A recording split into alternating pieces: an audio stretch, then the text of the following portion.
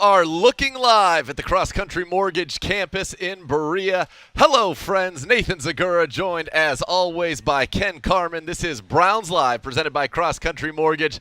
The Browns and the Giants. You see the two head coaches there, Kevin Stefanski and Joe Judge. Day 2 now of these joint practices here on campus. And yesterday was a day that was decidedly in the Browns' favor. In fact, at the conclusion of that practice, Joe Judge had the Giants running sprints, Ken Carman, which I saw got your attention not only on this program but on Twitter later in the day.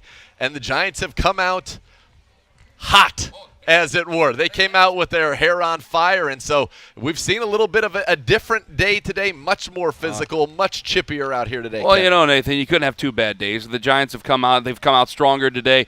They've given more of a good look. I think the Browns have had to answer a couple of challenges earlier today. The defense of the Giants has had a lot of emotion this afternoon, so a lot different than what it was yesterday. Yeah, there's no doubt. They've come out with a lot of emotion, led by former Brown Jabril Peppers, who you can hear all over the CrossCountry Mortgage campus today. But their D has made some nice plays, and it'll be fun as this show progresses. That was the opening salvo, but as The Rock always says in Hollywood, they don't care about Act 1 or Act 2. It's what happens in Act number 3. Let's get to the news of the day and our news update. Obviously, it is the second day of joint practices, but coming out of the first day of joint practices, unfortunately, some bad news for the Browns. Jacob Phillips reportedly suffered a torn biceps tendon that could potentially cost him the rest of the season, and that was reported by Adam Schefter.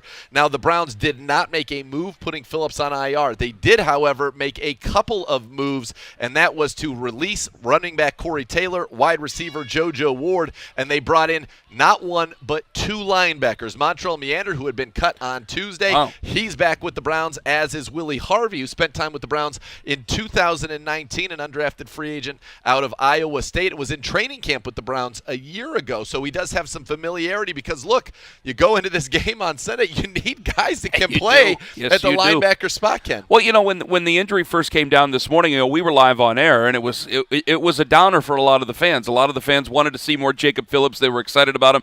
We knew that the coaching staff was going to be excited about him. So you lose him. You bring in Montrell Meander, who was already on this squad earlier in this training camp, and then to bring back Willie Harvey. This is a guy that the Browns already have a relationship with, just to see what they have in terms of who can fill in this roster, who could be a backup, and who could be a special teamer as well. But losing Jacob Phillips is a big loss considering what we wanted to see out of him this year. Yeah, he was a guy that they thought really could take a big leap in his second year out of LSU. And now let's take a look at what it means for the linebacker room. I think we've talked so much when we did the Browns position battle on the linebackers about how there might be 7 guys for 6 spots. And those 7 were Anthony Walker Jr., who you signed, who's your starting Mike, Jeremiah Owusu-Koramoah that you drafted. You have Mac Wilson, who's been your starting Will. You've got Sione Takitaki. Jacob Phillips would be number 5. And then beyond that, Malcolm Smith, the veteran, and Elijah Lee, the core special teams guy, not to mention Tony Fields, who you drafted this year, but we haven't seen yet. And so now it feels like the 6 for the 6 spots are laid out. But here's the one thing that's interesting. There could be optimism that Phillips would be able to return at some point this year. If you want that to happen, he must make your initial 53 before you place him on IR.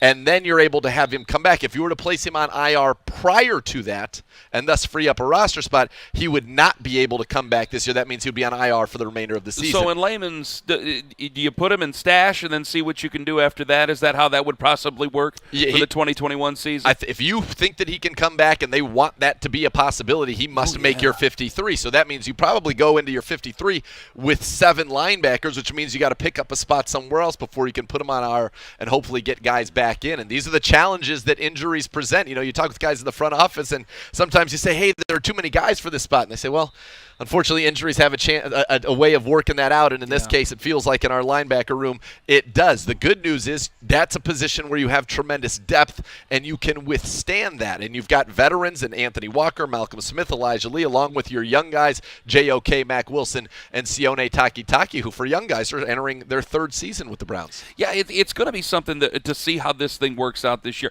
I'm glad it's if it had to happen and it had to be a bad injury. At least it was an upper body injury. He could stay fast. He could stay on a bike.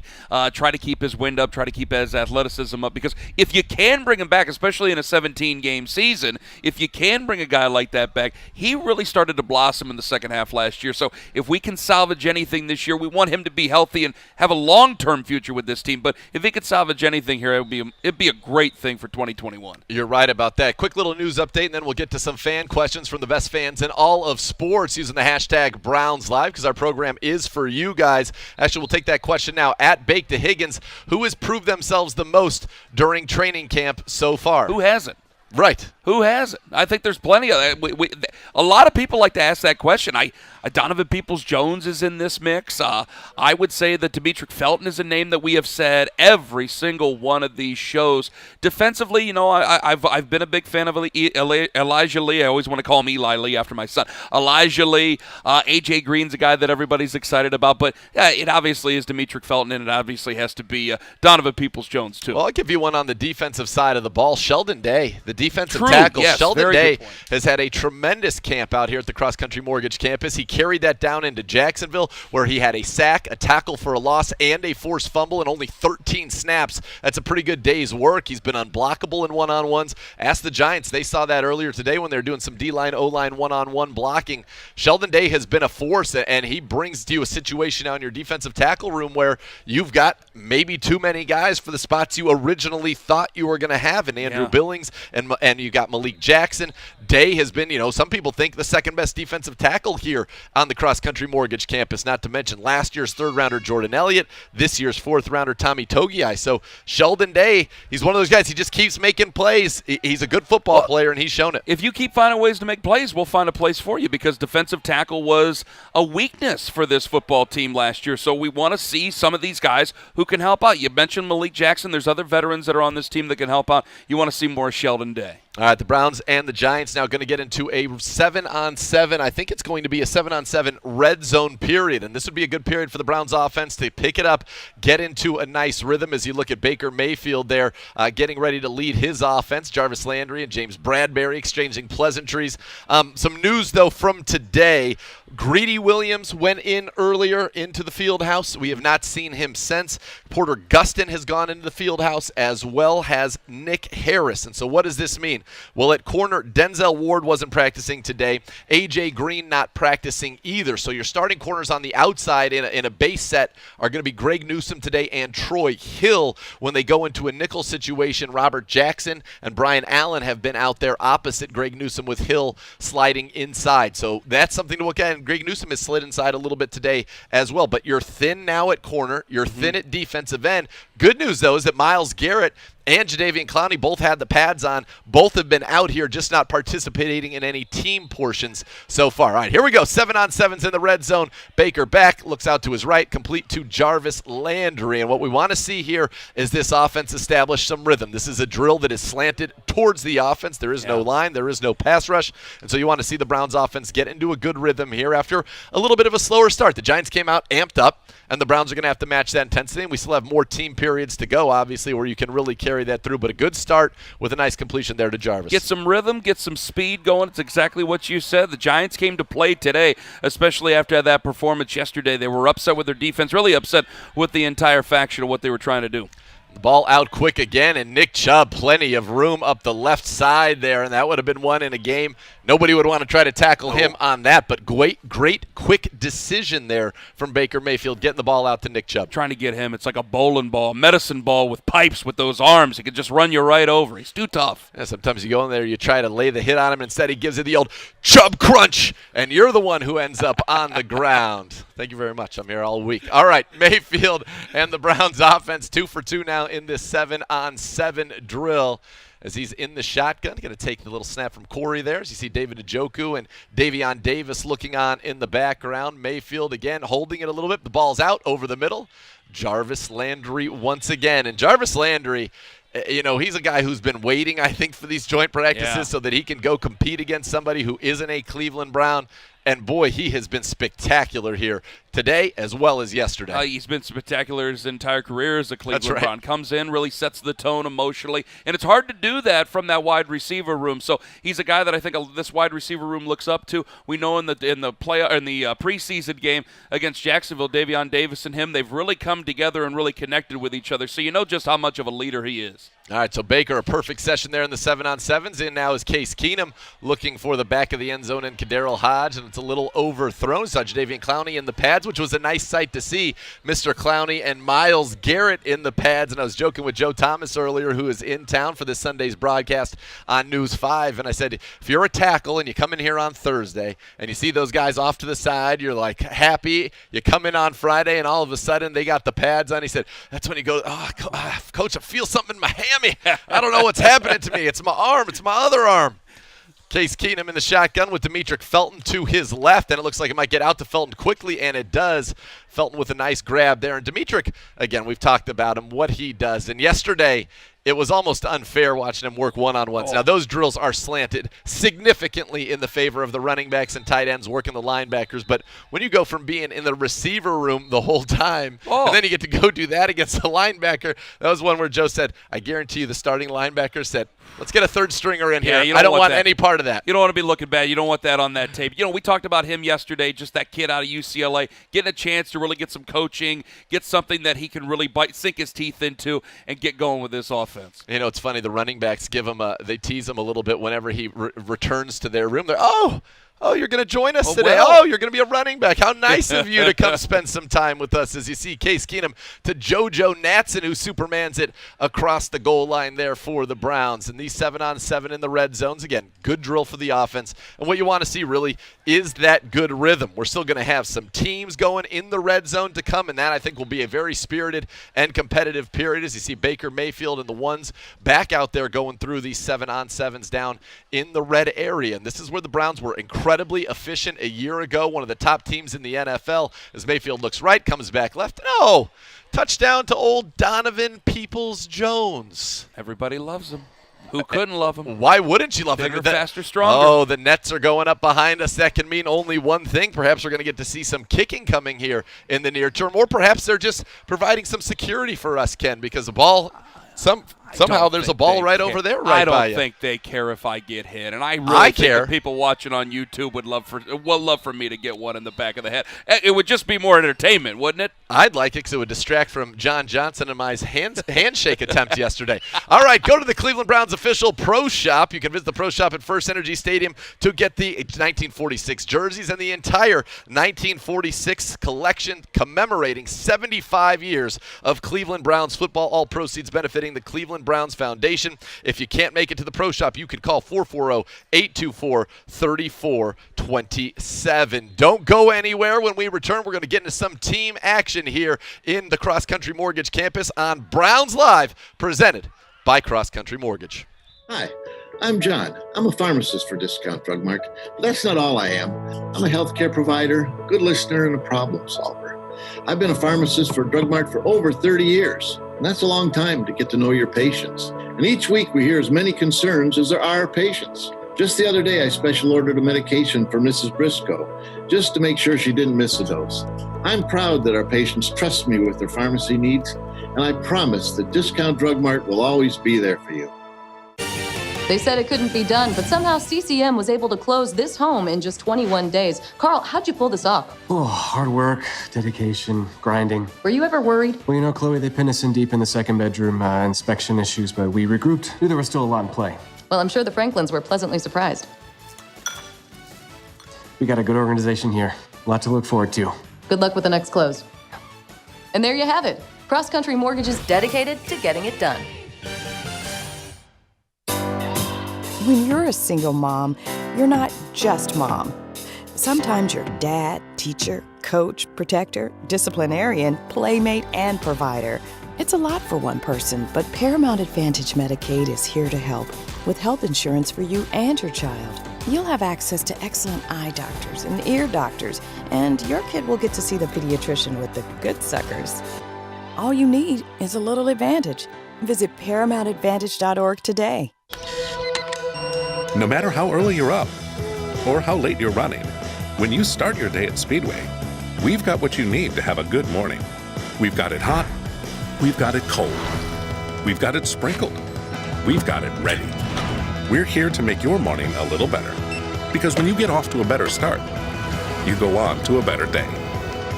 The official convenience store of the Cleveland Browns.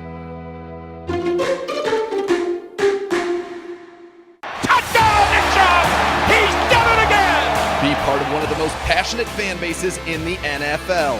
Join the Browns season ticket member waitlist today for the best chance at securing tickets for all home games in future seasons. Towards the end zone, caught by Donovan Peoples-Jones, touchdown! The Browns are winners again! Deposits start at just $100 per seat. Reserve your spot today by visiting clevelandbrowns.com. Welcome back into the CrossCountry Mortgage Campus. It's Browns Live Training Camp presented by CrossCountry Mortgage. Nathan Zegura, Ken Carman, looking at the Browns and the Giants. Oh, a nice little zoom in on our good friend Jeff McDaniel. Looking bringing good, you Jeff. the action from the field. He's in a beautiful hat, available no doubt at our pro shop if you want to go ahead and get some of that fine-looking merchandise.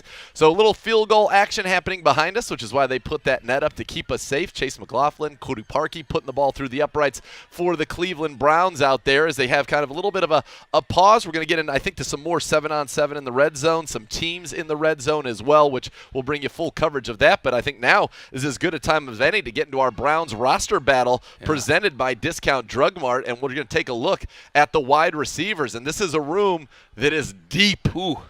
Goodness Ken. gracious. I mean, I have to pull out the entire roster just to make sure, the entire depth chart, just to make sure I got all these names right. Because you got a lot of guys here from the very beginning that I think are a lot of fans, or a lot of fan favorites here. With Jarvis Landry, Odell Beckham, Rashard Higgins, Donovan Peoples-Jones. That's your front four. Anthony Schwartz, third-round guy, a speedster. You want to make sure that those hamstrings are very nice. That should be fine. Kadero Hodges separated himself when it comes to special teams, and then it becomes this gaggle of players. And out of that gaggle, now you see Davion Davis start to separate, start to create some conversation with the fans and obviously the front office. No, you're right about that. And then Demetric Felton has been a wide receiver at least half the time as we're into that teams period. Baker Mayfield dropping back, finding Jarvis Landry for the touchdown. And Jarvis is really just putting on an absolute show out here in these joint practices. Yesterday he had the highlight with the one-handed grab. Right there he gets the post. As soon as he caught it, I love that too. Just tosses it right over his head. Jarvis Landry. So the wide receivers know we're talking about him. They're stepping up there. So we're in a red zone team period now. One note there is Blake Hance is working as your center in between Wyatt Teller and Joel Bitonio, Jedrick Wills, and Jack Conklin out there at guards. But you see number 62, Blake Hance, as Jarvis goes out to the slot on the left. But a great catch for Jarvis. First player in NFL history to have 70 or more catches in each of his first 5 seasons in the league. He's a 5-time Pro Bowler, and frankly, he's a stud. As a little bit of an awkward snap there caught, and he's able to get it out there for a minimal gain to Nick Chubb. But that's what Blake Hance. Here's an opportunity with the first team. We want to see those snaps right down Broadway, my friend. I'm glad you brought him up. I mean, this is exactly what that is. That's an opportunity. And, again, we go over that relationship between center and quarterback and how the quarterback's got to be the captain, and you really need that right-hand man there as a center. It's got to be a little nerve-wracking for Blake Hance to go in there. Maybe not sure he thought he was going to be doing this today. I don't think he did with Baker Mayfield, certainly, and the reason he is doing that, I'm looking to see if I see J.C. Treader out there. He is out there just standing with the coaches, and they might just be giving the veteran a little bit of time off. But Nick Harris, the team's backup center, last year's 5th-round pick, he went into the locker room, went down early. They were working on his leg, and then got up and had to walk in. And so now you've got Blake Hansen, the only other center on the roster, obviously taking J.C. out of it because he's still out here, so he's fine. He's just getting a little bit of rest, is Javon Patterson. Who we haven't seen a whole bunch of, We have not seen much of Javon Patterson thus far. So Javon Patterson, an undrafted free agent out of TCU. He and Blake Hance, your centers right now, with Nick Harris inside and J.C. Treader getting a little bit of a rest there.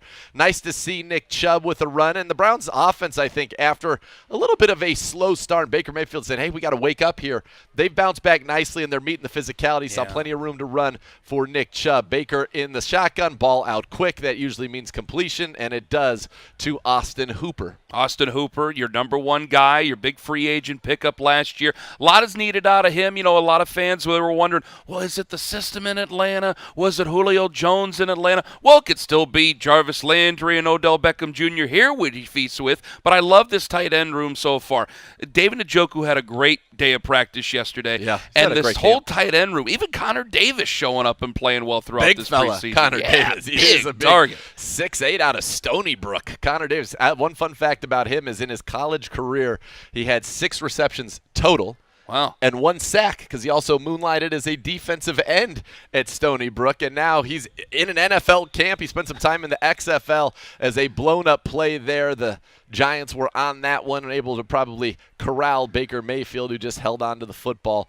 But this is a much more even day. Yesterday was one of those, they might have throw in the towel. Not today. Not today. The Giants have brought it. And I'll tell you, I'm glad it is this way today. Just because you didn't want 2 days of kind of downtrodden Giant stuff. You know, one side or the other. I was glad to see the Giants come out, give a better look today, because then it makes you wake up a little bit. You don't want to get too inflated during a preseason, because we still have a long way to go. You got 2 weeks after the Atlanta game. Yeah, it's before you get to September the 12th. Hand off to Kareem Hunt, and plenty of running room off the left side for Kareem Hunt.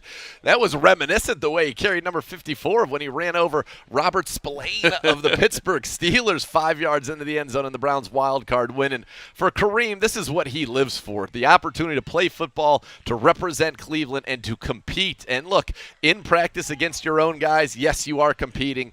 It's not the same. They all say this is different, this feels different, this feels like a real competition. It's us against them. And, you know, they're not tackling right now, so you can't say that guy missed a tackle, but I feel pretty confident saying Kareem Hunt would have broken that tackle. Oh, definitely. But when you're going into the second and third team guys, when they're really competing for jobs, it's like, yeah, you're competing for a money-paying job. There should be competition there. But it's different with your own team, especially because you're trying to buy into a team concept, because that's part of the interview. You want to go out there and go against some different colors. Well, the Browns looking to stay hot. I can tell you from the temperature out here, they will be hot. This is the hottest day that we've had. Ooh, a little jet to JoJo Natson for the touchdown. Flips the ball to the official, and this has been a nice little efficient period here. We've seen Kareem in the end zone, JoJo Natson in the end zone. We even saw Jarvis Landry in the end zone, and they like that play call there. And that's something that JoJo Natson was going to bring to the team last year before tearing his ACL week 3 against the Washington football team, in addition to his skills as a returner. And the Browns hope that this year a lot of those can go to Anthony Schwartz. And remember, at Auburn, Anthony Schwartz actually had more rushing touchdowns than he had receiving touchdowns, because just get him the ball and let him run. You pop it in some of that talent that you can really let that speed go, and that was one of the enticing things. You know, hearing John Johnson III talk about it yesterday, just how much faster this sport has gotten just since he got into this league. And we're not talking about an old man whatsoever. 4 years ago. It's so much more about beating guys to the spot. You see it in the real skill positions. You see it up front. You go back to Jimbo Fisher with Florida State when he was an assistant for Bobby Bowden, going, I don't need 300-pounders. I need guys who are 270, because if I beat you to the spot, I still win the football game. You're right, and that's really the evolution. You see Case Keenum there getting some work now with the second team. Demetric Felton goes in motion, and behind us, there's a lot going on. We've got their offense against our defense right behind us over our shoulder, and at the far end of the field, it's the Browns offense against the Giants defense, and that was a play where the Giants got into the backfield, and they pulled up. And they're taking good care of each other, both of these teams. It's so hot. Listen, you keep seeing it happen. These papers are sticking to my arms. I'm going to have to keep moving them. I need some Crisco over here. I was saying the thing. I was saying that to you during the break. I was going, oh, my goodness, we're sticky today. We are sticky. The problem is this is so hot. This is hot. I need the protection from the heat. It's a hot one. It's a scorcher at the CrossCountry Mortgage campus right now, Ken. And, you know, for the Browns, this is a good work, as we talked about, for their starters. And then on Sunday, I imagine it's going to be similar to what we saw in Jacksonville. And those are the guys fighting to not only make this roster, to earn playing time, but to say, hey, to the rest of the league, if I can't make it here, this is my resume. Demetric Felton. Oh, little jump cut, and it's a kiss.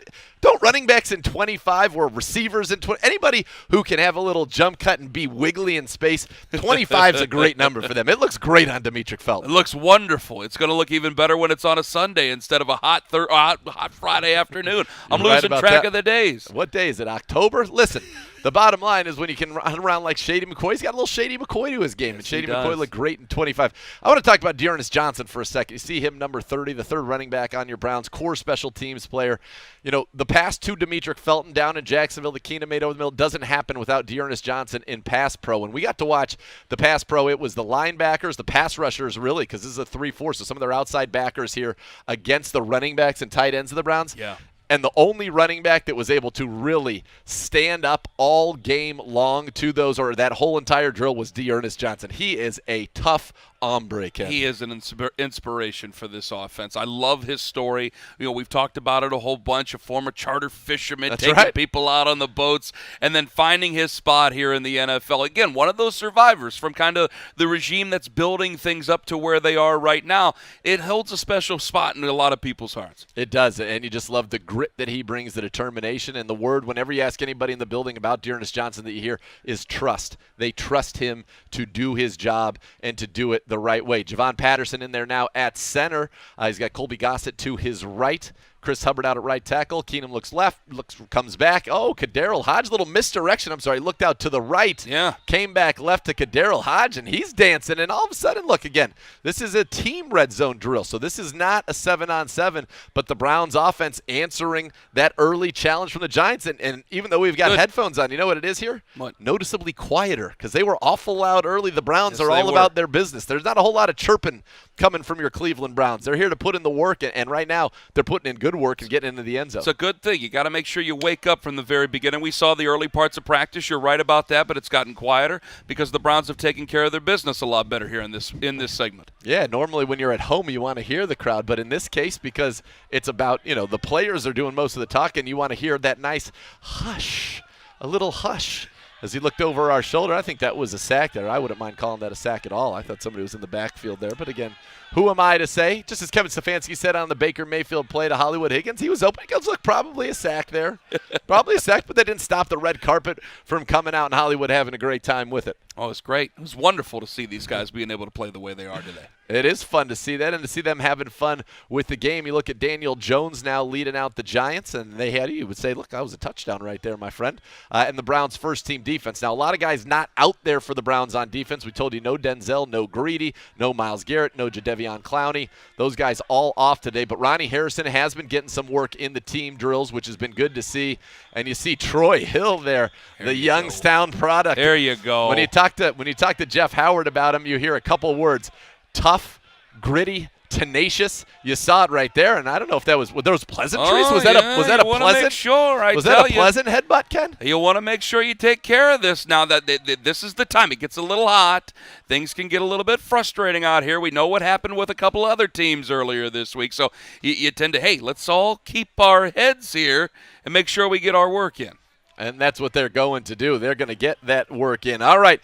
Browns5050.com. That's right, the 50-50 raffle. This is your opportunity to turn a little bit of cheddar into a whole lot of cheese. And not only that, you're going to do great things. Half the proceeds benefiting the shoes and clothes for kids in the Stay in the Game network. Half into your pocket. Again, it's Browns5050.com. Drawing is this Sunday, August the 22nd. Current jackpot, $11,600 as of noon today. So you have a chance. Look, I think that's going to get in the 12s, the 13s, the 14s, the 15s. You cut that in half. You put it in your pocket. You're going to be having a great Sunday, just like the Browns hopefully will against the New York Football Giants. Coming up here, when Browns Live, presented by CrossCountry Mortgage, returns, the Huff joins us. But first, I caught up with Laura Soave, the Chief Brand Officer of CrossCountry Mortgage. Take a listen. Very excited now. The Browns' big news, CrossCountry Mortgage and the Cleveland Browns, a huge partnership. And we're sitting now in the field house of the CrossCountry Mortgage campus. You have the naming rights for the facility here in Berea, and now I'm sitting down with the Chief Brand Officer for CrossCountry Mortgage, Laura Soave. And Laura, first of all, congratulations. Welcome to the family. And how exciting is this? Thank you. We're ecstatic. We could not be more excited about this announcement. And the whole team back at the office is super excited, and we just can't wait to see how this goes. So tell us a little bit about CrossCountry Mortgage. Yeah, we started right here in Cleveland. Our owner and founder, Ron Lenhart Jr., is born and raised in Cleveland and has had a passion for the Browns ever since he was a little kid, like most people, and he started a little mortgage company with some family and friends. And that little mortgage company has grown to over 500 locations in all 50 states. Wow, an incredible story. And you guys say you're dedicated to getting it done. I love that. When I read that, I thought that was such a great kind of tagline and real ethos for the company, right? Where did that come from, that work ethic, that grit? That came from Ron. I mean, he treats the company truly like a sport and a team. And mortgages are not easy to get through. And it takes the entire team, and they have to work together to get it done. And so that's his mantra, and that's what we live by every day. And you guys have won awards for being one of the best places to work. I mean, we're talking year after year after year after year. So what makes that work environment so special? Yeah, we're so proud of that too, because as I mentioned, we've grown exponentially over the last 18 years, and we have over 6,000 employees around the country. But right here in the heart of Cleveland, we continue to win these awards. And it's just about having a great work environment, great training programs, which I know is super important as we're sitting in your training space right here, right? Our training space. Yeah, exactly. And we have some awesome training programs, and we're very passionate about just making sure that we can help people achieve that American dream of home ownership. And is this another way to kind of keep this company, tied to Cleveland? I know you still have the main office here and moving more people back here. Is this some way to just say, look, this is a Cleveland company with obviously a national footprint? Yes. I mean, that Cleveland heart and soul is so deep in our roots, no matter how big we get around the country. And we actually are building our headquarters. We've grown so much here that we're moving back into the city. And we just made that announcement a little while ago. And we're going to have a big, beautiful headquarters not too far away. Welcome back into Browns Live, presented by CrossCountry Mortgage. Looking at Daniel Jones, the quarterback of the Giants, as it's their turn now in the low red zone to get some work in. You see him talk to his head coach, Joe Judge, but he's not the most impressive Joe on campus today. That's the man to my right, the Hoff, JoeThomas, joining us now on Browns Live, presented by CrossCountry Mortgage. And Joe, great to have you back out here. I know you're getting ready for the big broadcast this Sunday on News 5. What have you seen here, day 2 of the joint practice? It feels like the Giants have kind of bounced back after the Browns had their way yesterday. Yeah, the tongue lashing that the Giants got from Joe Judge seemed to have worked a little bit, especially early on in practice. Seemed like the Giants got the better of the Browns a few times early on, but the exciting thing for me is the Browns have fought back. We watched the offense in the low red zone on the other end. They made some really nice plays. It seems like the pendulum has swung just a little bit here in practice, and now the Browns are finishing strong. A lot of fans, yesterday a lot of fans are going, oh my goodness, they're so much better than the Giants. And there were a couple of me going, well, it's the pros. So let's see. All right, you've been in joint practices. You've seen what it's like. What's the truth here between these two teams and how they've practiced over the last couple of days? Yeah, I think the Browns looked really good yesterday. They won the majority of the battles, but like you said, in training camp, they're all professionals. So there's going to be give and take no matter how good the team is and how bad the other team is. Not saying the Giants are bad, but clearly the Browns, I think, are the better team after watching these two practices. But there's going to be back and forth. If you think about the best teams in the NFL and the worst teams in the NFL, most games are still only decided by 3 or 7 points. Yeah. Right. So it's pretty close competitively. It's not like when you watch a college team that from the Big Ten playing against a lesser conference, a non-Power 5 conference, you're going to see some total whoopings, some beatdowns. That's not what you see out here. These guys are professionals. And right now the Browns are a little bit banged up on defense. And so I think that played into it a little bit today. Their defense was in some tougher situations, being in the low red zone, doing some of the situational work that they were doing. And you know what? When you're not at full strength, it's going to be tough to hold your own against another NFL team. Yeah. But these are great opportunities, though. That's what comes with this. When you're, in the quarterback room, for example, Greedy went in earlier. Denzel's not practicing. The defensive ends, Miles and Clown, who got to see him in pads. We didn't see Tack out here today either. But those guys, now have an opportunity to step up. Porter Gustin goes in. So now for Joe Jackson, for Cameron Malveaux, for Curtis Weaver, this is a real opportunity, isn't it? Because you're going to be working against ones. And if you show coaches, hey, I can get it done against ones, that gets you some opportunities. Yeah, and that's why the coaches love these joint practices, right? Because they can put guys like that they're trying to evaluate for a roster spot, for potentially being part of the rotation. They can put them in custom-made situations like they're doing right now with these joint practices to see how they respond. And that was Sheldon Day right there with the big pass breakup, a guy that we talked about earlier who's had a tremendous camp, had a great game against the Jags in 13 snaps, 1 sack, 1 tackle for loss, and a forced fumble. That's what you want to see. But Hoff, as we look look out here today as this practice goes on, how do you want to see the Browns wrap it up, and then what do you hope them to carry into this game on Sunday? Well, I think it's really important for them to finish this practice strong because tomorrow's practice is mostly going to be kind of a walkthrough for the guys, especially the ones that are going to be playing. And so you want to kind of continue what you did in the first game, which was all about operation, which was smoothness in and out of the huddle, getting the shifts, the motions, the details of all the plays so that when you're out there and the ball gets snapped, you can just worry about your one-on-one battle because that's where you're going to get better in a preseason game. It's those one-on-one battles that you get an opportunity to go against somebody that's not wearing the same color helmet as you are, and you don't want to screw that up by being bad about your shifts and your motions and your pre-snap details. Blake Hand's working at center today. Nick Harris got hurt. J.C. Treader looks like he's getting a veteran day. He looked nervous. How much judgment's really going on there in that spot? It has to be known with some common sense going, hey, kind of putting him in a spot he might not be used to. Yeah, but I think that's where you have an opportunity to really shine and grab the attention of the scouts and the coaches, right? You get forced into action in the middle of a practice, just like sometimes happens in a game, right? If you're going to be in the rotation of the inside guard center, top 3-4 guys on game day that dress, you got to be ready at a moment's notice. Hey, it's the third quarter. It's a 3-point game. Your team's driving for a touchdown. All of a sudden, hey, your center gets rolled up. You got to be able to go in there, even though you've been practicing all week as maybe left guard, and be ready to snap the ball to your quarterback, and you can't screw that up, right? So these pressure-packed situations for a guy like Blake Hance where he's not ready for it, he hasn't been practicing, but he gets shoved into that moment, it's a moment to really impress the coaches and prove that you can do that because those are the times that during a season you're going to count on a guy like that, and he's got to be able to deliver. Going back to JC, the fans know he's good. We tell them that he's good. Everybody knows he's and everybody good. believes what you guys have to say. Of course. Who wouldn't believe a guy like me? The messiahs of Cleveland Browns football. Thank I believe you it just much. looking at you guys. Yes. How important is he how important is he to this entire football team, to Baker, to the entire offense? Because you're the eyes on the line, you're the eyes taking checks and seeing maybe what Baker can't see.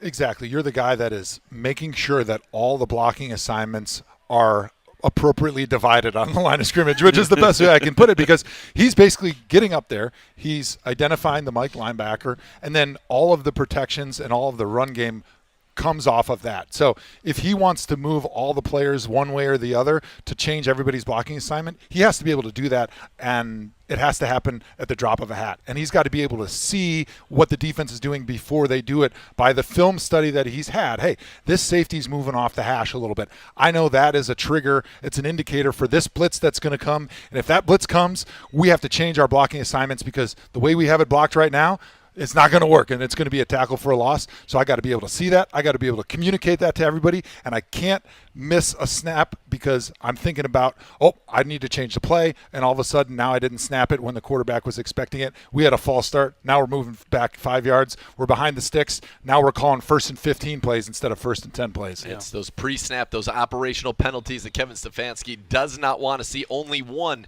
in the preseason openers. We're looking at Cody Parkey now kicking field goals here, and this is full speed actual field goal, and that's the third one in a row that I've seen that Parkey has put through the uprights as he continues to battle with Chase McLaughlin for that kicking job for the Cleveland Browns. And really, guys, that's one of the few positions on this roster that isn't settled, that there truly is a competition to be the starter. I wish I could get in the head. I have no idea what goes through their head. I just imagine a little competition is probably good for a guy like Cody Parkey, especially with everything he's had to deal with in his career. Probably good just to push him, from what I'm guessing. Yeah, and I think, honestly, more than anything, it's good for the Browns, right? Because the kicker position is one that you can get a lot of guys to come out here when nobody's around, nobody's watching, and hit 55-yarders one after the other. But it's those pressure moments. That's when you're going to count on your kicker, right? It's the tie game. It's the down by 2. We need a field goal to get into the playoffs or to win this game. Like, that's when the pressure's on, and you want to see what your kicker has inside between his ears in those moments, because that's what differentiates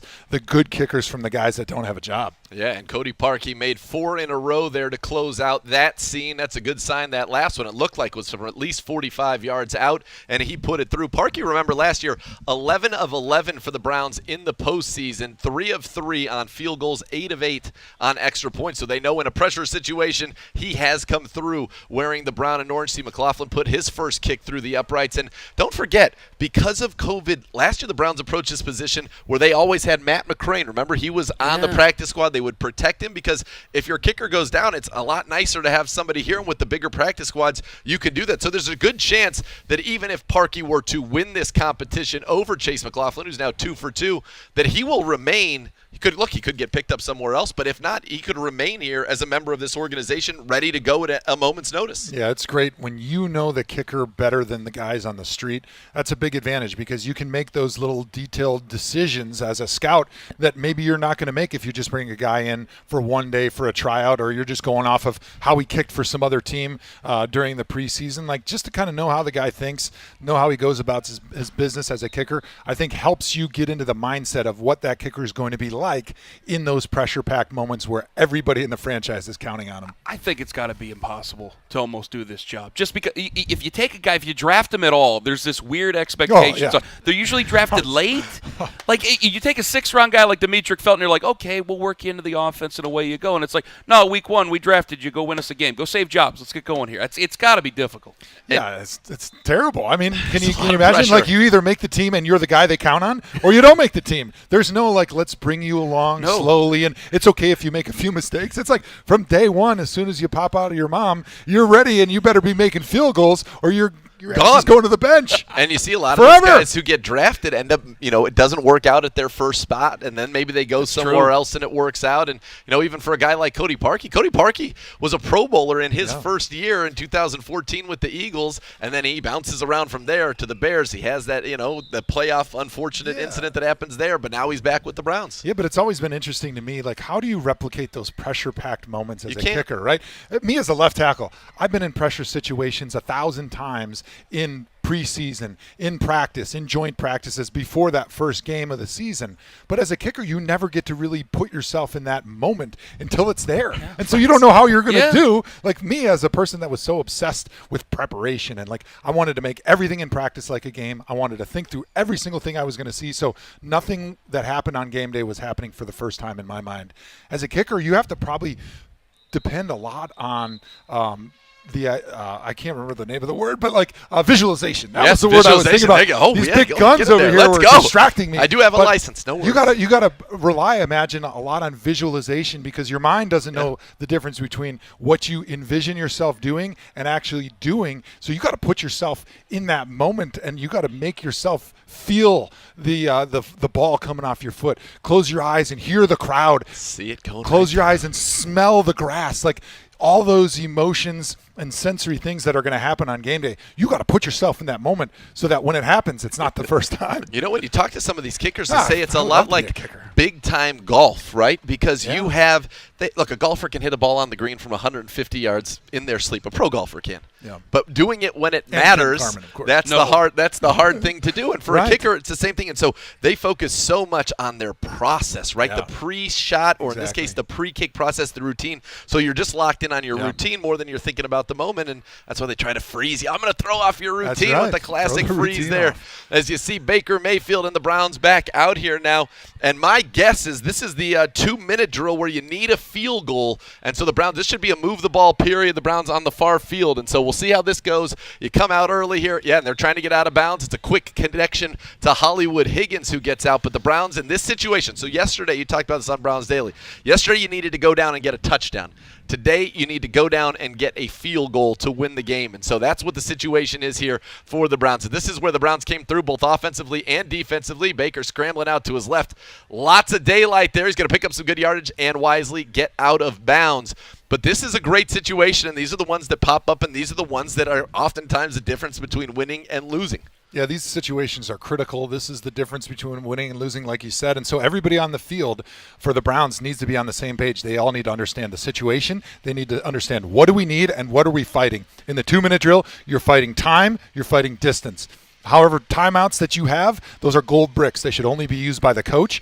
And everybody needs to understand if you have some left. What is the process like? So if you complete a ball in bounds, the receiver who caught the ball needs to go and hand the ball to the official. Everybody needs to be rushing to the line of scrimmage, getting set for a spike or for the quarterback to give you the next play. If the ball goes out of bounds, you have a little bit more time, but you don't want to lollygag at all, because even when you get the ball out of bounds or you have a timeout, you still want to kind of put the pressure on the defense, because when you keep the pressure on the defense, it gives them a little bit of anxiety, and oftentimes they're not able to get into their favorite look on defense because it takes a little bit extra time to coordinate a pressure or a blitz in a certain situation. And if you keep the foot on the gas, a lot of times they'll just stay vanilla, and then that's when you see those 2-minute offense just kind of moving the ball down the field. And that's what you want to see. What you don't want to see is a sack in a 2-minute drill situation. That's what was awarded to the Giants on that particular plays. You look at the Browns in the huddle now. They got the sack. They must have called one of their timeouts, I would guess, which allows them to huddle up in this situation. If Baker ran for a first down,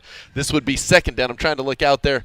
And it does look like the good news is they're 3 miles away from us. So yes, they're very far. So we have an eagle-eyed vision. Yeah. Yes, we're going on. We got a little bit of a tight shot here as you see Baker, but this is a play where you've got to get some positive yardage. And if it's third, this is a play where you're going to need a nice chunk play. Baker over the middle of the field, looking up top for Donovan Peoples-Jones, who was not happy at all with being taken to the ground there by James Bradbury and wanted a flag. And listen, you got to protect each other. The Giants happy, so that was third down. And they will get the stop, it appears, as there's a little bit of celebration amongst Big Blue. Baker Mayfield talking it over with Alex Van Pelt. Yeah, Joe. My favorite thing in joint practices, like right there, is because you don't have to worry about the 15-yard penalty for yelling at the ref, you could really lay into the ref in a situation like that. And it kind of feels good because you could get away with stuff that you normally wouldn't get away with. So if I was Donovan Peoples-Jones right there, I would have turned to the ref and give him an earful right there. Get your money's worth. Yeah, get your money's worth. This is your time. This is free hits on the quarterback. Take it, big fella.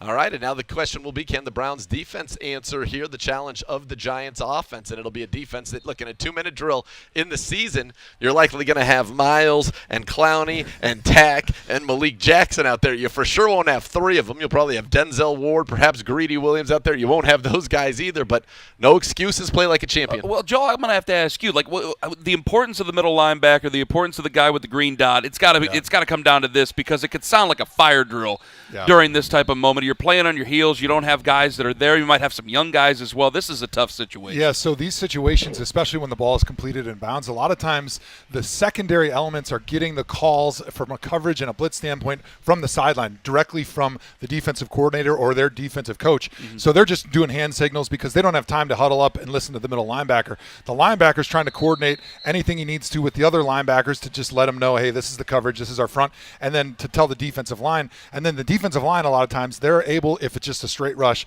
to decide if they want to twist or stunt. So a lot of times in these situations, the coaches are giving a lot of control to those players because you have to operate quickly. But one thing I wanted to mention, the reason that a lot of times an offense is going to go with a quick, easy play to start a 2-minute drive. It's called a get the drive started play, where you're gonna either hand off a draw, a quick throw, because a lot of times when the clock is running and the offense rushes to the ball, the defense doesn't have enough time to call a difficult defense. So a lot of times what you get is a redundant call from the defense. So they're just going to line up because they don't have time and just say, run it again. So you know the coverage in the front and the blitz and everything you're going to get for the second play in a row. And so a lot of times a good offensive coordinator will have a play in mind after he sees what the defense was on the first play.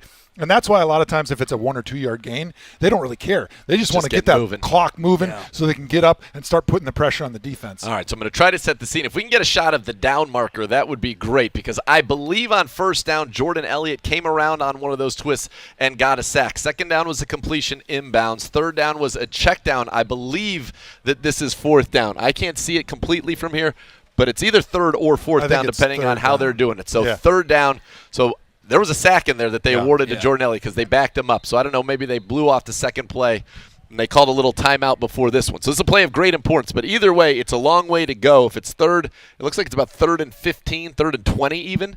And if it's fourth, well, then this is it for the game. But we will see. But the Browns' defense has put themselves in a good position because you talked about getting a drive starter, Joe. They didn't. In fact, they went negative and the clock ran, which is nobody wants that on the offensive side of the ball. It's the same thing on the defensive side of the ball. They're thinking, hey, if we can get a sack at any point in this drive, it pretty much kills your 2-minute drive, because sitting in 3rd and 12, 3rd and 15 like it looks like they are right now, that's almost an impossible situation to convert. For the Giants, they're really just thinking, hey, let's get half on this play, because getting 15 yards is a really low percentage play on 3rd and long in the NFL. All right, something pre-snap happened there. Even Don't know worse. if we got a flag. That's a mess. That's going to back up, and that's what part of that operation. You know, you can't have that. A couple things you can't do on offense in the 2-minute drill. Can't take a sack, can't have a penalty. because those things are drive killers when you get out of the normal down and distance. And especially it's really bad if you get a penalty when the clock is running, because you can get that 10-second runoff depending on where it happens in the drive. I say run it off right now. Let me ask you this. Depending on who you play, like you got Daniel Jones, he's going into year 3. Daniel Jones compared to like a Ben Roethlisberger, defensively, are you trying to go out and make stops or make plays? Are you trying to run an offense into their own problems, kind of like what we're seeing with the Giants? Yeah, I think if I was the defensive coordinator, Joe Woods, calling against the Giants, I'd probably be a little bit vanilla, but I'd throw some quirks in there for him that maybe he wouldn't be ready, knowing that the offense is still probably coming from the sideline for a younger player like Daniel Jones. Whereas when you have a Ben Roethlisberger, he's probably calling his own 2-minute plays. All right, a lot of the vet guys do that. 4th and a mile, and he chucks one down the field, and it is caught. I don't know if they're going to call that a sack or not, but if they don't, they will move up there. Go. No, I think they called that a sack for the Cleveland Browns. Looked like Sheldon Day was there. As you're taking a look at Richard LeCount, the star of Jacksonville, who had the interception, saying, no, no, no.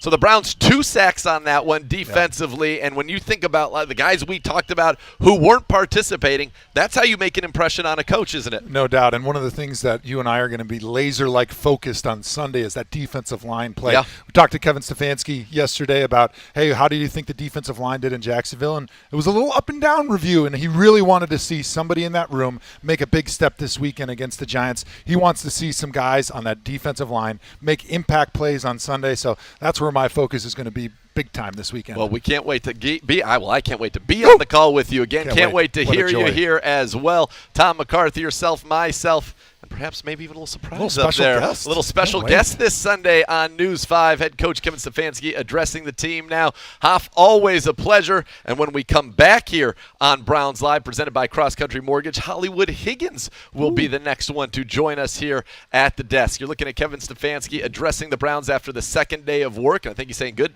Look, we bounced back nicely. We ended up on a good note here with the defense. Offense, let's clean some things up here. But all in all, 2 good days of work. And you love to see that. And more importantly, for the most part, I know we had a couple injuries. Jacob Phillips yesterday, some guys went in, but it was clean. There were no fracases, no melees. It operated the way the coach wanted to. We're going to operate more Browns Live, presented by CrossCountry Mortgage, right after this.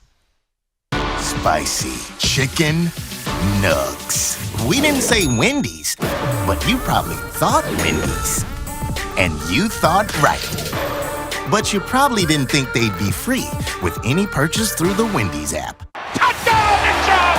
He's done it again! Be part of one of the most passionate fan bases in the NFL. Join the Browns season ticket member waitlist today for the best chance of securing tickets for all home games in future seasons. Towards the end zone, caught by Donovan Peoples-Jones, touchdown! The Browns are winners again! Deposits start at just $100 per seat. Reserve your spot today by visiting clevelandbrowns.com. Our students don't just read books or write papers. They forge new paths and new ideas. At LECOM, we build medical professionals who excel. We create the foundation of a better world. We seek new ways to aid others. We lead the next generation.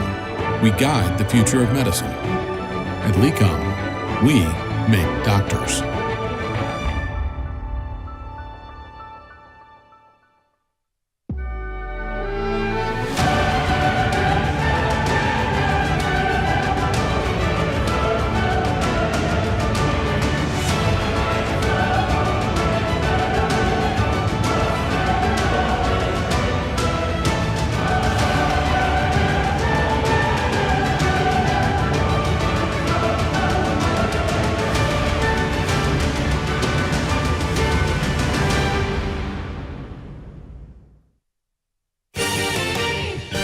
And let's go live to the press conference.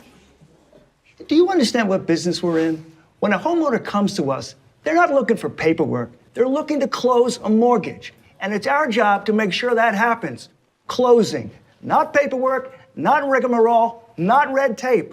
Closing. Do you understand? So let's just say that one more time. Closing. CrossCountry Mortgage is dedicated to getting it done. Spicy chicken nugs. We didn't say Wendy's, but you probably thought Wendy's. And you thought right. But you probably didn't think they'd be free with any purchase through the Wendy's app. All right, welcome back to Browns Live, presented by CrossCountry Mortgage. What a nice sight to see there. Myles Garrett in pads today, didn't participate in any of the team portions, but it's good to see him talking with Jeremiah Owusu-Koramoah, a couple guys, and Anthony Walker Jr. over the shoulder there that are going to be at the core of the Browns defense in 2021. This, of course, Browns Live, presented by CrossCountry Mortgage. Oh, I think through that kid. There he is, Baco in the bucket hat, Looking bringing you good. a lot of the great footage that we've seen and enjoyed throughout Browns Browns Live. Oh, little piece. Yeah, to all those in the Baco Nation, which he knows is a robust group. I love seeing JOK, and I love seeing Myles Garrett. I wanted to go up to him like the old man in Dazed and Confused, like, got about 18 sacks in here. We're counting on you. Looking 22 good. returning letterman. Looking tough. Looking tough. Yes.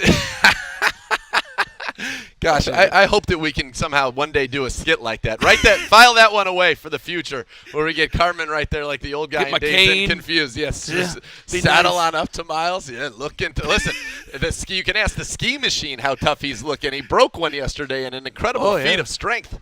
Oh, my goodness. Well, that's right. I didn't even get to see that live until afterwards. That's right. We were talking about that this morning. Incredible. So JoeThomas was telling a story on Browns Daily that there's a world record for that, how far you can go in a minute. It's measured in meters. And John Greco one year was rehabbing from a foot injury and made it his life's quest to break the world record on the ski machine. And now he got within, we're told, single-digit meters on his best ever effort of the world record. Never was able to quite break the world record. So he didn't break the world record, but Joe wanted it known that he also never broke a machine. And so he thinks Myles' power breaking a machine means that he needs to go after this world record. He said, it might be, John Greco might not like it, but Myles should go for it. Another world record. Why not? You can't break world records when you're otherworldly. So it's going to be tough for Myles Garrett. I feel like there's a lot of semantics in there. Sounds like legalese to me. Of the all-time cheap lines, how cheap was that? 10 out of 10? I think that was up there.